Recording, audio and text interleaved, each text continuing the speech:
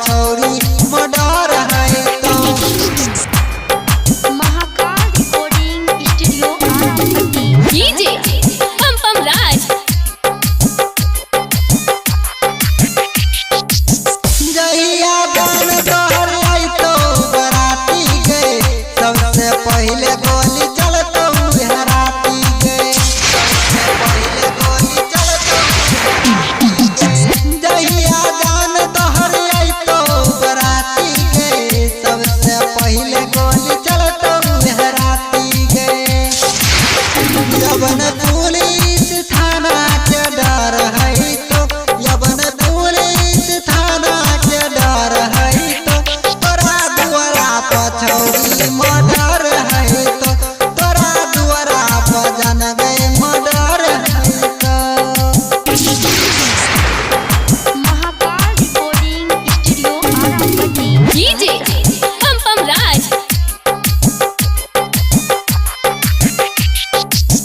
बिनोद यारिया के मान लेन बाती गे काहे धोखा दै छी बहिनी के साथी गे काहे धोखा दै छी बहिनी के साथी गे बिनोद यारिया के मान लेन बाती गे काहे धोखा दै छी बहिनी के साथी गे साथी परमेश्वर जहिया से साथ है भाई गोलू चंदन जे पास है तोरा दुआरा पछौरी मर्डर है तो गे तोरा दुआरा पछौरी मर्डर है तो मार देबो बुझली।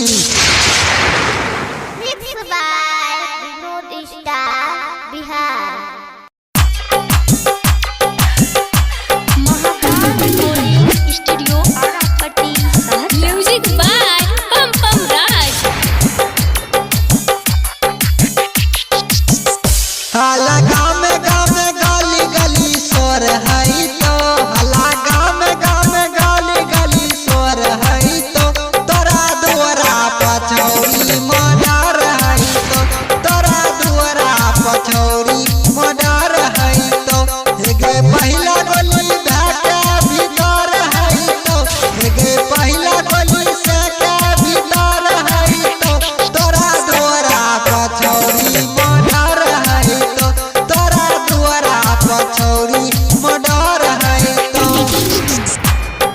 Mahakal recording studio आरापट्टी। डीजे पम राज। जहिया गान तोहर आई तो बराती गए सबसे पहले गोली चलतो हराती गए पहले गोली चलतो जहिया गान तोहर आई तो बराती गए सबसे पहले